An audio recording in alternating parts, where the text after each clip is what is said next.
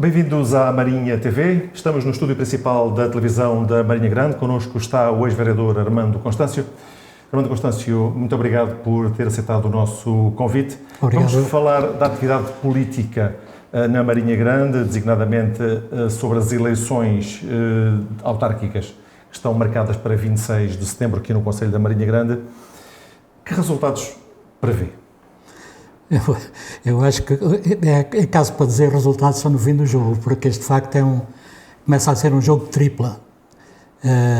O cenário político está confuso, está suficientemente baralhado para nós não termos certeza de coisa nenhuma, mas analisando os números, e que em alguns setores se mantém relativamente estável, embora em queda para a abstenção e também em alguma pouca transferência de votos, principalmente estamos a falar dos partidos mais importantes, no PS e na CDU, no PCP.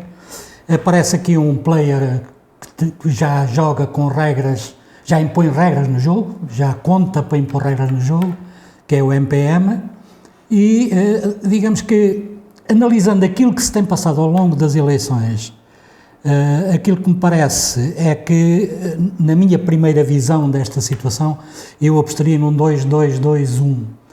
Mas depois das últimas sondagens que apareceram do Jornal de Leiria, este 1 está absolutamente fora, uma carta fora do baralho, no caso do PSD, não é? Eu calcularia que o Caetano, reunido uma equipa, enfim, credível, que não aconteceu há 4 anos, poderia ter capacidade para ir recuperar votos que se desviaram para o MPM em grande força, não é? Quase todos os quadros, jovens especialmente, que estavam ligados ao PSD, emigraram para o MPM. Não se sentiram representados e também não é caso para menos, não é? Porque aquilo que apareceu nas últimas eleições foi suficientemente mau. Portanto, agora eu penso que o PS tem revelado uma regularidade de voto, consolidou, digamos, com um macrozonamento da sua zona política que varia pouco, que tem ali umas variações pequenas, ao contrário da CDU, que de acordo com as últimas sondagens cai a pique. Portanto, aqui as previsões, é como digo, são complexas, extremamente complexas. Eu acredito que o PS pode ganhar as eleições por causa do peso eleitoral da marca PS, porque digamos que não se poderá agarrar muito ao trabalho desenvolvido nos últimos 4 anos. Mas não sente que há aqui um descontentamento generalizado relativamente a estes 4 anos de mandato? É notório. Eu tenho, as poucas intervenções que tenho tido a oportunidade de fazer, eu analiso por ausência de decisão, por falta de estratégia, essa é clara, a falta de estratégia, por haver de facto uma condução da Câmara unipessoal, ou pelo menos, não transparece muito, mas ela é unipessoal. De certa maneira apagou a capacidade dos outros vereadores para fazer alguma coisa e não foi capaz de atrair pessoas para criar um leque de opinion makers que ajudassem na tomada de decisão. Isso levou a que a Câmara tenha feito uma gestão de derivas sucessivas, de coisas pontuais, de outras que põem em causa muitas das conquistas anteriores, e a zona industrial não me sai da cabeça, a ampliação da zona industrial Casal da Lebre, e portanto o trabalho feito nestes 4 anos, de facto, não foi um trabalho que tenha tido mérito para ir captar votos que estivessem indecisos em quem votar. Nem teve que, se calhar, um mérito suficiente para manter os votos que granjeou nas últimas eleições. E o drama está aí. O seu nome foi falado para encabeçar a lista do Partido Socialista, na sequência dessa indecisão que era a Presidente Cidália Ferreira, o tabu que ela criou. O seu nome chegou a ser, efetivamente, uma possibilidade para o Partido Socialista, ou isso nunca se equacionou? Não, equacionou. Então, o Bruno que tem aspirações, como sabe, não é? Ele perdeu a Conselhia por um voto há 2 anos e quer concorrer à Conselhia. Tem tido um papel muito ativo nisto, e falou comigo. Eu disse que já não tenho idade para estas coisas, mas lá está, quem me conhece sabe que o bichinho de mexer, né, nestas situações da política, eu não o perdi, está cá, é como vai viver comigo até à cova, né? De maneira que nunca se pôs a hipótese de encabeçar a lista, isso não, nunca se pôs a hipótese de encabeçar a lista, pôs-se a hipótese de eu poder coadjuvar a Cidália, acrescentando alguma experiência que vinha atrás e preparando quadros para na etapa seguinte. Portanto, a minha aproximação por via do Bruno à possibilidade de participar no Executivo da Câmara não era nunca para aspirar a ser a Presidente da Câmara, mas era para criar lastro, para que o PS estivesse numa posição muito mais sólida nas propostas que faz e muito mais sólida na tomada de decisão.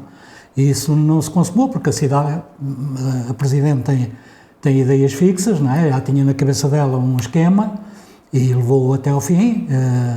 Como sabe também, eu refiliei-me no Partido Socialista há pouco tempo.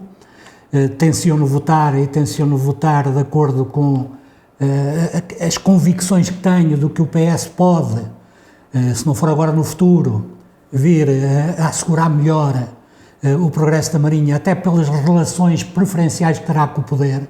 A CDU não terá nunca relações com o poder, o EPL não terá nunca, por sua própria condição de ser um partido à margem dos partidos, de ser um movimento à margem dos partidos. Neste xadrez, neste puzzle, o PS continua a ter uma importância vital para o desenvolvimento da Marinha, não tenho dúvidas disso. Em relação à lista, qual é a sua opinião relativamente às escolhas que a Presidente Cidália Ferreira fez e que o partido ratificou, ainda que com alguns votos contra e com uma abstenção? A lista, vamos lá ver, individualmente, se nós agarrarmos e destacarmos cada uma das figuras, todas elas têm mérito. O problema é que a Câmara é uma instituição gerida politicamente e financeiramente envolve 30 e tal milhões de euros de orçamento. Portanto, não esquecer que agora, para além dos fundos comunitários do Portugal 2030, vem a bazuca. Estão disponíveis milhões de euros para distribuir por projetos autárquicos. E o Primeiro-Ministro, o Governo, está absolutamente ávido que lhe apareçam propostas credíveis que ele possa encaixar nestes projetos da bazuca, porque tem um limite temporal muito curto. Portanto, se não houver capacidade de gastar e gastar bem aquilo que o país tem ao seu dispor, neste momento, vai ser um colapso total, não é? E nestas figuras individuais, eu sinceramente vejo pessoas muito competentes na sua área, mas não vejo a capacidade para alavancar este potencial de crescimento que a Câmara da Marinha tem, sob o ponto de vista do investimento, e do investimento com critério, não é? Não é vou fazer um restaurante na FEIS porque sim, ou vou fazer outra coisa qualquer também por qualquer coisa, não, tem que haver critérios muito bem definidos e este dinheiro terá que alavancar o desenvolvimento económico do Conselho. E para isso, de facto, na equipa, abstraindo a qualidade individual de cada um na sua área específica, eu não vejo nem experiência autárquica, nem experiência técnica nas áreas que vai ser necessário.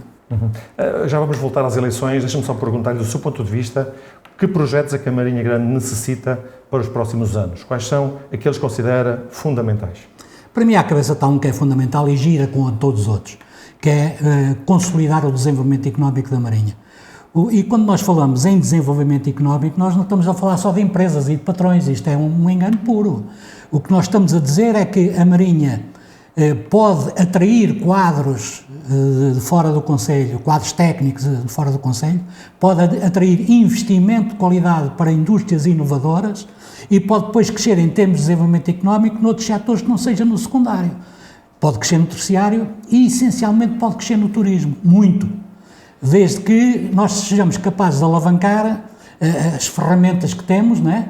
Para fazer esse salto no desenvolvimento turístico. Nós temos duas pérolas que são as nossas praias, tínhamos uma outra pérola maior, que era a nossa mata, já não temos, ela está amputada da maior parte da área, mas permanece ainda um nicho de mata como nós a conhecíamos, que o Ribeiro de São Pedro percorre, e se nós pegarmos nisso, pegarmos nas praias, pegarmos na cadeia hoteleira que já temos e vai crescer agora com uma nova unidade em São Pedro, nós podemos certamente com estas ferramentas alavancar muito o turismo na Marinha, não só preencher as nossas unidades hoteleiras, mas atrair gente que venha gastar. E depois temos que pegar no centro da Marinha também como uma alavanca turística, porque temos no centro da Marinha o nosso castelo, que é a FEIS, não é? A FEIS hoje está reduzida a dois equipamentos públicos, que é uma biblioteca e um arquivo, e um equipamento cultural e turístico, que é o chamado Museu do Vidro, mas para mim não é um museu, é um repositório de peças de vidro que não é suficientemente atrativo para fazer com que as pessoas venham à Marinha visitar o museu. Portanto, falta, quem é da minha idade ou até da sua, lembrar-se-á que quando trabalhava a FEIS, e não foi há tantos anos assim, havia excursões à Marinha para ver fazer vidro. Hoje não se vê fazer vidro na Marinha. O Poeiras não preenche, apesar de ser uma ferramenta importante no centro, mas o Poeiras não preenche esse desejo que as pessoas têm de ver produzir o vidro, porque ver produzir o vidro de facto é um espetáculo, não é? E daí os projetos para a FEIS, que têm que ser devidamente enquadrados. Fala-se no IPL. Concorda com essa ideia ou não é suficiente? Pode comportar desde que seja numa fase integrada, noutras valências. Portanto, o IPL, se não for uma coisa avulso, desgarrada, lá está, a palavra estratégia, eu guardo na memória o Jorge Martins, quando se falava em estratégia na Assembleia Municipal, dizia sempre que isso era uma palavra militar, estratégia era uma palavra militar. De facto não é. A estratégia é o quadro que nós somos capazes de antever para obter um determinado resultado no fim, instalando um determinado tipo de peças no terreno, não é? Se o IPL, de facto, tem capacidade para instalar na Marinha um polo especializado num determinado setor, que não seja divorciado do resto que aqui está no Conselho, e se for possível, com esse polo, a Albergaria Nobre aí podia entrar, aí já faz sentido entrar a Albergaria Nobre, com o IPL exclusivamente ali, para mim não faz sentido nenhum, mas se o IPL vier para a Marinha fará.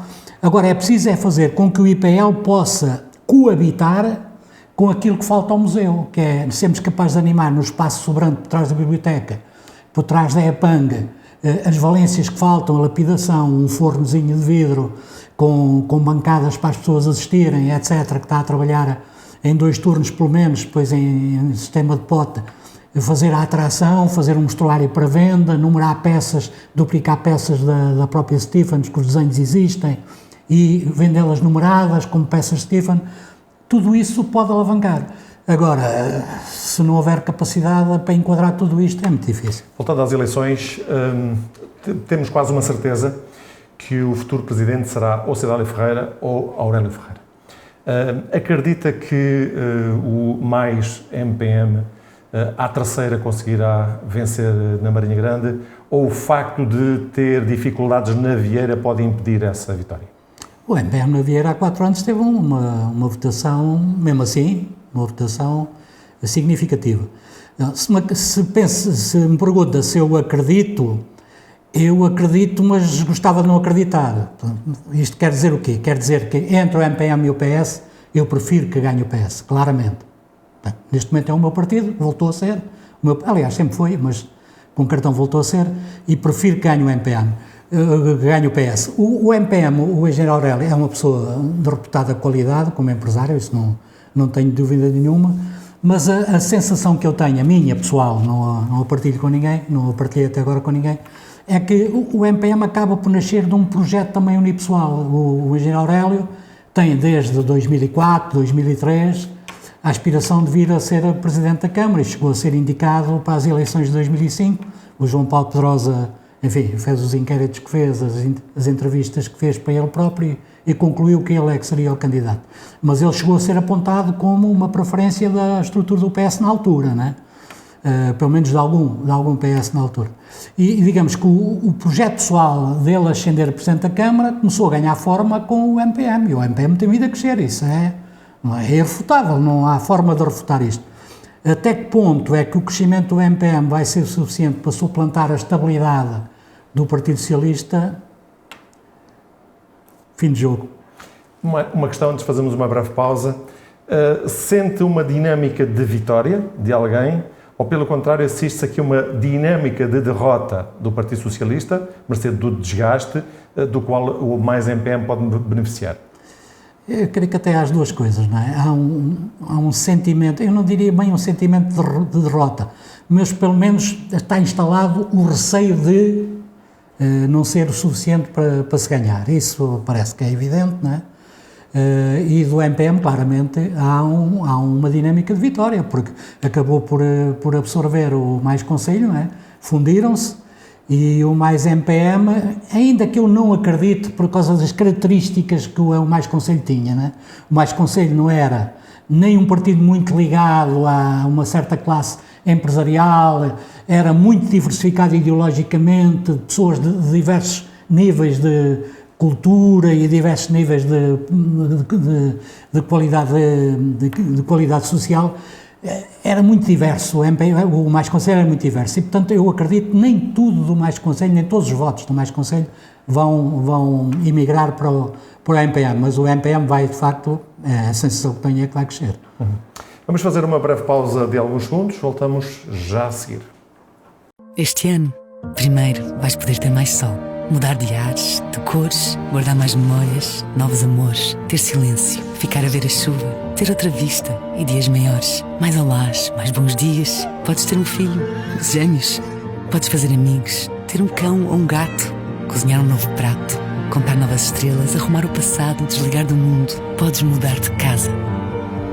2021, casa com Century 21.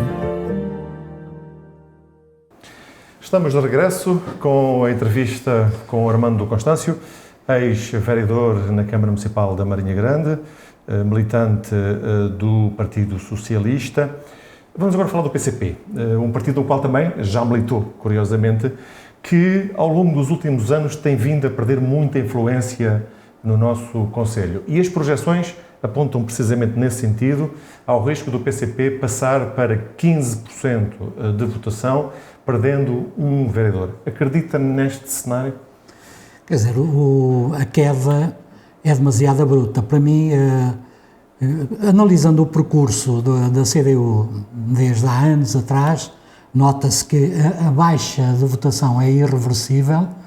Ela acentuou-se em alguns períodos mais do que noutros, mas o próprio esvaziamento da indústria vidreira manual, né, que chegou a ocupar na Marinha mais de 3.000 pessoas, e como falávamos em off, a organização dentro das empresas, dos trabalhadores, as organizações nos lugares, a própria influência do sindicato vidreiro, caiu muito, e essa era uma das molas importantes do Partido Comunista. Depois perdeu-se também aquela característica unitária que o PC conseguia ter, com figuras à sua direita, mas à esquerda do PS. Eu lembro-me do Vareda Pedroso, lembro-me do Henrique Neto, do Dr. Vareda, do Miranda, de outras pessoas desse extrato social e desse peso político que tinham, também se perdeu. Neste momento, a CDU é o PCP que se esgota em si próprio. E depois também perdeu, sob o ponto de vista da organização concelhia, a sua relação com as bases do partido, porque já há anos que é dirigido por jovens militantes que vêm de fora do Conselho, e, portanto, aquela proximidade entre a população militante e simpatizante e o seu partido também quebrou aí, não há ligações. E, portanto, de facto, a tendência seria sempre diminuir, gradualmente, como vem acontecendo desde 2005 para cá, mas assim tanto é difícil, porque a candidata é a mesma e a Alexandra é uma pessoa muito conhecida na Marinha, não será por ela, não é? Porque senão já teria sido atrás, não será por ela, mas a verdade é que também as sondagens indicam um crescimento do Bloco para níveis que eu não esperaria, não é? Embora o candidato do Bloco me tenha surpreendido naquele debate pela positiva, aliás foi o único que me surpreendeu, o resto decepcionou-me tudo muito, mas o crescimento do Bloco não explica. Há aqui um fenómeno realmente que... e depois temos a abstenção, é que a abstenção... Agora tendem a abster-se também os idosos, porque é o risco da pandemia, é o risco da deslocação. Antes até vinham da cama da casa de saúde votar. Eu lembro-me disso bem, vinha a ambulância com o idoso para ir lá colocar o voto. Hoje ninguém faz isso. Mesmo esses idosos que ideologicamente podem estar mais próximos do PCP que ainda têm na cabeça, não é? Vão ter muito mais dificuldade em deslocar-se à mesa de voto, sem dúvida nenhuma. Armando Constâncio, como é que viu a transferência do seu antigo camarada de partido, Carlos Caetano, do PS para o PSD? Como é que assistiu a esse fenómeno? Assisti um misto de espanto e de, como é que ia dizer, repulsa é mau, e desagrado, porque se fosse eu que estivesse no lugar dele e sentisse a poucos meses das eleições que as minhas propostas não passavam, que o meu trabalho não estava a ser apoiado, que as coisas não estavam bem, seria eu a pôr o meu lugar à disposição e a sair, não é? É o que seria normal. Agora, aguardar praticamente pela pré-campanha e anunciar que deixa de estar no PS e vai ser candidato do PSD, mantendo-se na cadeira, não me pareceu bem. E se calhar isso explica também as baixas perspectivas de voto. Mas eu sempre acreditei que ele era capaz de reunir um conjunto de pessoas, que aliás reuniu, não tem nada a ver com 4 anos atrás, não é? Com alguma credibilidade em termos do Conselho, que pudesse ir buscar até votos ao MPM, mas não se vai, pelos vistos, não se vai concretizar. Não acredita então que o Carlos Caetano possa continuar no Executivo Camarário? Não, como eu lhe disse, a minha previsão daqui há uns tempos atrás era 2, 2, 2, 1. 1 era ele. E neste momento tenho sérias dúvidas, porque ele precisaria sempre de estar muito perto dos 1.800, 2.000 votos para meter um vereador. Está um terço disso, não é? Está um terço, portanto não me parece que vá conseguir. Não? Se os resultados da projeção se confirmarem, aquilo que vamos ter é Alexandre Adingucho como fiel da balança. E aí o que é que poderá acontecer? O Partido Socialista procurará um entendimento com o PCP, se for o MPM a vencer, haverá mais facilidade. Que lógica é que acredita que possa acontecer? Ou acredita que os 7 se possam entender num projeto coletivo para os próximos anos? Não, esse sentimento coletivo não, porque isso colide depois com a estratégia de um. Agora, aquilo que a mim me parece, se fosse eu que estivesse no executivo do PS em minoria e com a CDU a fazer de fiel da balança, eu não teria nenhuma dúvida, a começar já hoje, até antes das eleições, já hoje, a negociar um programa conjunto com a CDU. Porque isso interessa aos dois. Vamos lá ver, se o MPM ganhar, e é muito provável que ganhe, a travessia no deserto vai ser de 12 anos, para 2 partidos charneira do movimento, do espectro político nacional. 2 partidos muito importantes a nível nacional. E vão ser postos à margem da decisão por um movimento. O movimento só tem expressão no Conselho, não é? São 12 anos sem capacidade de intervir politicamente. E isso, a mim, nem precisaria pensar mais, nem de fazer muito mais cenários, para ir bater à porta e dizer, meus amigos, vamos analisar a situação política. É esta, é esta e esta. O que é que pode acontecer? É isto, isto, isto. Nós queremos isso? Nós queremos isso? Queremos estar à margem de 12 anos? Não? Então entendamos-nos. Era isso que eu faria. Finalmente, o Bloco de Esquerda e Chega. O Bloco de Esquerda, como disse, surge neste estudo com 9% dos votos e o Chega com perto de 4%. Acredita que as suas votações podem influenciar outros resultados, designadamente decidir aqui a questão da vitória? O facto de uma votação mais expressiva no Chega poderá, de alguma forma, sendo o partido de direita, fazer com que o engenheiro Aurélio não tenha o número de votos suficientes para ganhar as eleições, ou estes 2 partidos não vão influenciar? Não, penso que não. O Chega não vai buscar votos, na minha opinião, não vai buscar votos ao MPM. O MPM tem um voto esclarecido, um voto de pessoas já com um determinado nível social e, embora não sejam atores políticos ativos, são pessoas que têm uma forma de estar que não encaixa nesse populismo que o Chega possa trazer. Agora, acredito que vai buscar a abstenção. Isso aí, provavelmente, é aí que vão cavar alguns votos. Pessoas descontentes que deixaram de votar, porque isto é tudo o mesmo, o sistema e, portanto, aparece um partido a dizer que é anti-sistema, que é anti-tudo, que é anti-qualquer coisa e o voto vai para ali. É muito provável que esses 3, 4%, eu acredito que 4% será o máximo que eles poderão atingir, vá para o Chega. Não vai interferir, o Chega não vai interferir. O Bloco de Esquerda pode, eventualmente, ser responsável por captar votos na área da CDU. Isso eu creio que pode acontecer, pode estar a acontecer. Uma última questão, teremos outras matérias para conversar ao longo das próximas semanas e meses. A partir do dia 26, vamos vê-lo mais ativo politicamente ou não? A partir do dia 26, eu diria que mais a partir de janeiro do ano que vem. Mais a partir de janeiro. E isso porque tenho a convicção de que, mudando o caldo político que está instalado no interior do Partido Socialista, para aquilo que eu já vi e já participei, existe muita gente na faixa entre os 25 e os 45 que está disponível para participar, muita gente, já estive reunidos com mais de 20, e são pessoas que são gestores bancários, que são engenheiros, que são pequenos empresários, etc. É gente jovem que sente que as coisas não estão bem e que quer participar, quer intervir, quer dar ideias, quer contribuir. E, portanto, afastado este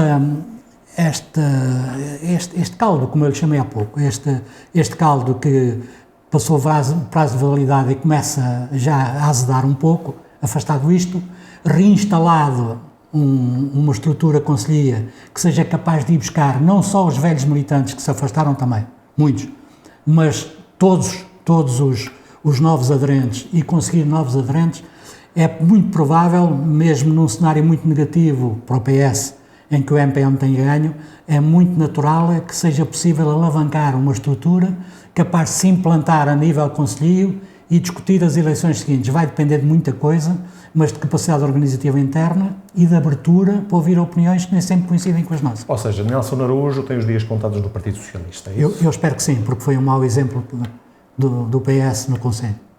Armando Constâncio, muito obrigado. Foi a entrevista ao ex-vereador Armando Constâncio, a poucas semanas das eleições autárquicas no Conselho da Marinha Grande. Continua atento à programação da Marinha TV.